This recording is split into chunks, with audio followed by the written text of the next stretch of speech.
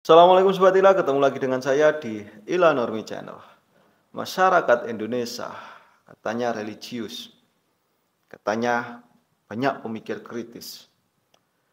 Tapi coba sentuh saja satu tokoh agama, habaib, kiai, gus, atau ulama, dan lihat bagaimana orang-orang langsung berubah membela dengan buta. Apakah ini masih menggunakan akal sehat? Ataukah kita sudah terjebak dalam kultus individu yang membutakan? Mari kita bahas.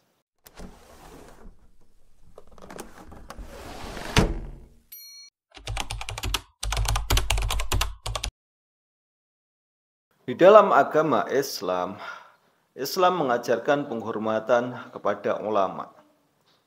Karena dalam agama Islam itu meyakini bahwasanya ulama itu adalah sebagai penerus atau pewaris Nabi. Tetapi bukan berarti mereka ulama itu maksum alias suci dari kesalahan. Bahkan Nabi Muhammad SAW sendiri melarang pengikutnya untuk berlebihan dalam memuji beliau Nabi Muhammad. Hal ini bisa kita lihat dari hadis dari Nabi Muhammad SAW yang artinya, janganlah kalian berlebihan dalam memujiku, sebagaimana orang-orang Nasrani yang berlebihan dalam memuji Isa bin Maryam. Hadis riwayat Bukhari. Sayangnya sebagian masyarakat kita, masyarakat Indonesia, itu tidak memahami batas-batas ini dan menganggap bahwasanya ulama, kiai, habaib, gus itu adalah sebagai sosok yang tidak mungkin melakukan suatu kesalahan dan bahkan dianggap hampir seperti makhluk suci. Kita coba lihat peristiwa di Indonesia. Jangankan mengkritik ulama, baru saja mempertanyakan apa yang diucapkan ulama tersebut, kita sudah mendapat cap kurang ajar. Bayangkan, apakah kita lebih Islam dari Nabi Muhammad kalau kita berperilaku seperti ini? Jika ada seorang kiai, ulama, gus yang ketahuan melakukan korupsi misalkan, ketahuan melakukan pelecehan seksual misalkan, atau menyebabkan ujaran kebencian, bukannya ulama-ulama tersebut sama orang-orang ini dikritik, dijauhi, tetapi ulama-ulama kiai gus yang melakukan tersebut malah lebih dilindungi dan bahkan membuat narasi menganggap semuanya fitnah dan semuanya dianggap kriminalisasi ulama. Lalu kalau kita lihat di sini, di manakah kira-kira posisi kebenaran di dalam Islam? Kalau seorang individu, setiap muslim yang ada di Indonesia ini terlalu mengagung-agungkan, terlalu mengkultuskan seorang individu, terlalu mengkultuskan seorang yang dianggap mempunyai otoritas di dalam agama. Di mana kebenarannya? Tentu kita sangat ambigu sekali dihadapkan hal semacam seperti ini. Karena apa? Karena ketika kita menganggap bahwasannya ulama, kiai, gus, habaib itu tidak tersentuh dengan kesalahan, maka semua yang bersumber dari orang-orang itu juga akan kita anggap sebuah kebenaran apapun itu, walaupun yang dilakukan orang-orang tersebut sudah keluar dari norma-norma, dari nilai-nilai Islam itu sendiri. Seperti kasus yang pernah sempat viral. Ada seorang gus yang melakukan pembulian terhadap salah satu pedagang es teh misalkan. Nah, di situ masyarakat ketika penjual es teh tersebut mendapatkan sesuatu yang mendapat suatu empati dari para netizen dengan cara menyumbang berbagai macam sumbangan dan lain sebagainya, maka ada narasi, di sisi lain ada narasi yang menyebutkan bahwasannya penjual es teh tersebut mendapatkan keberkahan dari Gus tersebut. Sehingga dari pembulian yang dilakukan Gus tersebut, penjual es teh mendapat keberkahan. Lah, ini salah satu contoh bukti bahwasannya apa yang dilakukan oleh orang-orang yang pemegang otoritas itu dianggap selalu benar, walaupun pada dasarnya itu sebuah kesalahan. Dia mencari-cari pembenarannya, mencari pembenarannya. Ada lagi sebuah kasus di mana ketika ada seorang kiai melakukan pernikahan kepada santrinya, yang dimana di dalam pernikahan tersebut tidak menghadirkan wali dari santrinya. Nah, tetapi kiai tersebut mencari-cari pembenaran untuk membenarkan apa sesuatu yang dia lakukan, yaitu mencari-cari hadis dan lain sebagainya. Ada lagi peristiwa ketika seorang habaib yang tertuduh sebagai pelaku cat mesum. Lah, para pengikutnya mencari pembenaran bahwasannya pemerintah sudah melakukan kriminalisasi terhadap ulama. Pemerintah sudah melakukan permusuhan kepada ulama. Lah, hal-hal seperti ini membuktikan bahwasanya sebagian besar masyarakat kita itu melihat seorang ulama, kiai, gus, habaib itu adalah sosok yang tidak tersentuh, sosok yang suci, bahkan sampai tempat duduknya pun harus diciumi oleh para pengikutnya.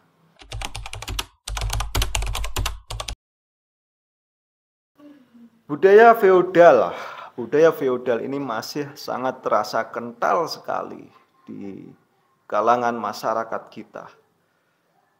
Dulu itu raja itu dianggap sebagai titisan dewa. Sekarang peran raja yang dianggap sebagai titisan dewa itu digantikan oleh para ulama, kiai, habaib, gus. Mereka diperlakukan seperti makhluk setengah malaikat. Tidak boleh disentuh apalagi dikritik. Di pesantren terutama para santrinya diajarkan takzim kepada kiai, gus. Ini sebetulnya sesuatu yang sangat bagus sekali, sesuatu yang sangat positif sekali. Selama semua itu dalam batas kewajaran. Tapi penghormatan terhadap kiai, ulama, gus, habaib ini berubah 180 derajat ketika menjadi sebuah taklid buta. Ini akan sangat berbahaya untuk generasi pendidikan Islam yang ada di Indonesia. Ketika kiai mulai berbicara, maka semuanya harus tunduk. Walaupun yang dikatakan ngawur, semua harus mengikuti manggut gitu. Walaupun apa yang dikatakan salah, semua harus mengamininya. Nah, budaya-budaya yang seperti ini yang ditimbulkan yang ada di dalam dunia pendidikan Islam itu akan sangat mematikan potensi para santri-santri yang ada di dalam pesantren itu sendiri. Yang secara tidak langsung dunia pesantren, dunia pendidikan Islam kita melanggengkan dengan budaya feodalisme itu sendiri. Yang menganggap bahwasanya kiai, ulama, gus itu otoritasnya di atas kita. Yang dimana kalau berbicara tentang agama, mereka itu anti terhadap kritik, tidak bisa dikritik, tidak bisa menerima saran, tidak bisa menerima masukan. Sehingga dengan penganggapan yang seperti itu, maka apapun yang dilakukan oleh tokoh-tokoh tersebut akan selalu dianggap benar walaupun tindakannya itu salah. Walaupun tindakannya itu salah, maka akan dicarikan suatu dasar untuk melakukan pembenaran-pembenaran atas tindakan-tindakan yang salah tersebut. Dan ini sangat bahaya sekali untuk kemajuan kita di dalam berbangsa dan bernegara.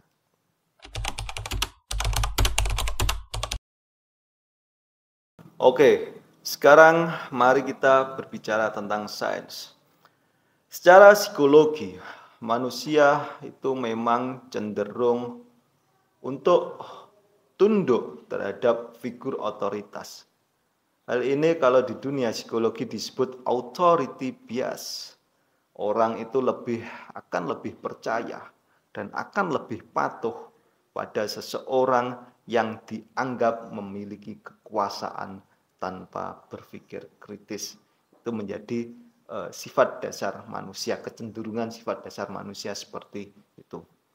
Lalu ada yang namanya istilah cognitive dissonance, atau penjelasannya ketika kita sudah terlalu lama percaya bahwa kiai, habaib, gus itu adalah seseorang yang suci, seseorang yang tidak pernah melakukan salah, maka secara tidak langsung nanti kita juga akan menolak semua bukti yang menunjukkan kesalahan-kesalahan tentang mereka.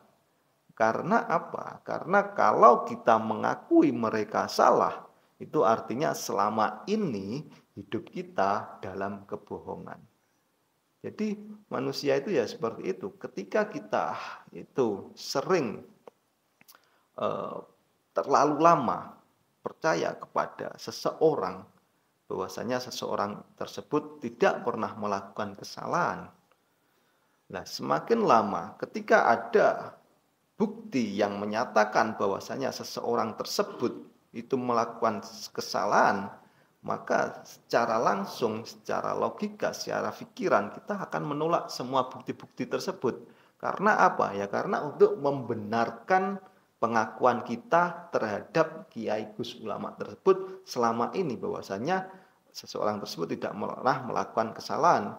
Tapi ketika kita mengamini bukti tersebut, maka itu selama ini kita hidup di dalam kebohongan.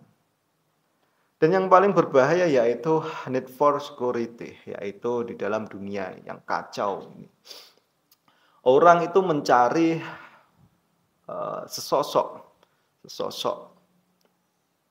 seseorang yang memberi rasa aman di dalam dunia yang kacau ini.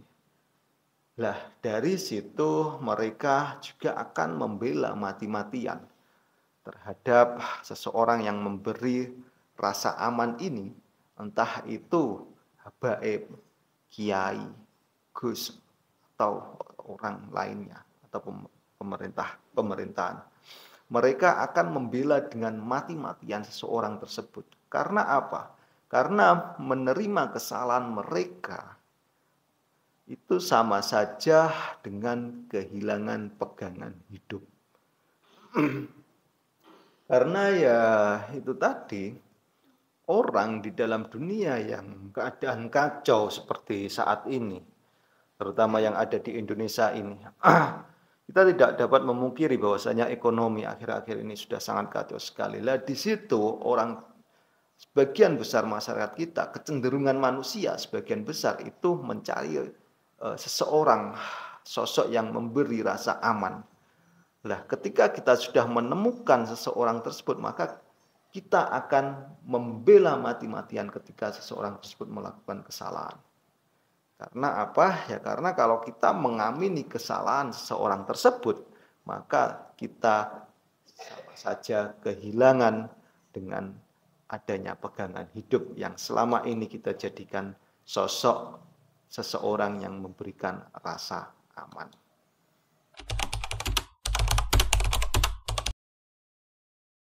Di dalam dunia filsafat, Plato pernah bilang bahwa dunia yang ideal itu dunia yang dipimpin oleh seorang philosopher king, yaitu raja filosof yang sangat bijaksana.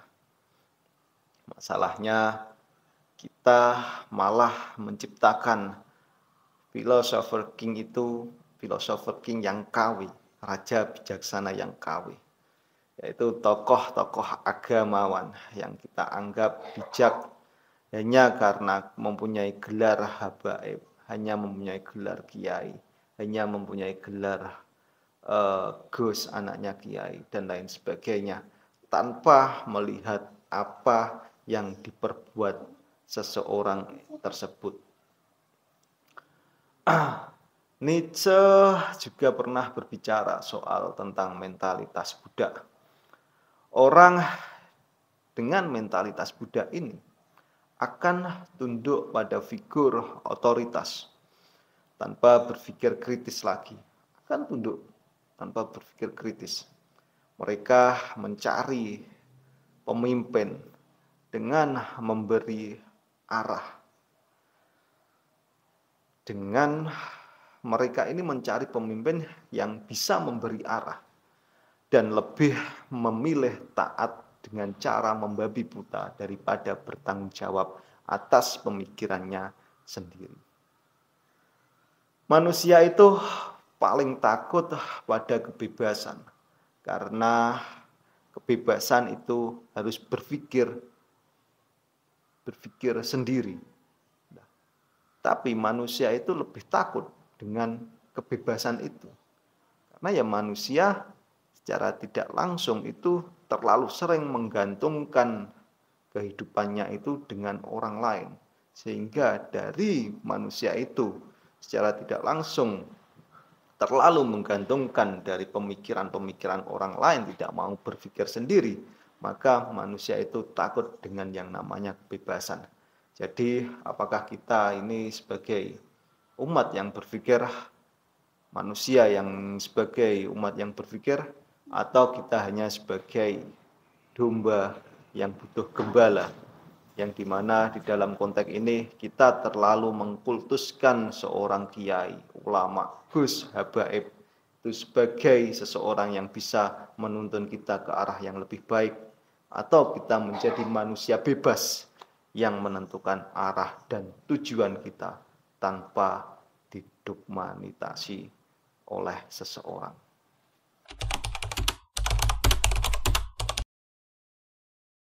Oke Sobat Ilah, perlu digarisbawahi bahwasanya kritik itu bukanlah sebuah kebencian. Kritik itu justru tanda cinta. Jika kita benar-benar mencintai agama, maka kita harus berani mengoreksi kesalahan siapapun pelakunya. Baik itu yang merasa memegang otoritas dalam beragama, kiai, gus, habaib, atau orang-orang awam. Kita harus berani mengkritiknya. Islam itu adalah agama yang mengajarkan akal sehat. Nabi pun menerima kritik. Maka siapa kita kalau sampai kita menutup mata terhadap kesalahan-kesalahan para ulama ini? Jangan biarkan agama ini dibajak oleh kultus individu. Mari kita beragama dengan akal sehat, bukan dengan kepatuhan buta. Oke Sobat Ilah, kira-kira menurut kalian bagaimana? Tulis di dalam kolom komentar pendapat kalian dan kita diskusi bersama. Terima kasih sudah menyimak. Demikian dari saya. Assalamualaikum warahmatullahi wabarakatuh.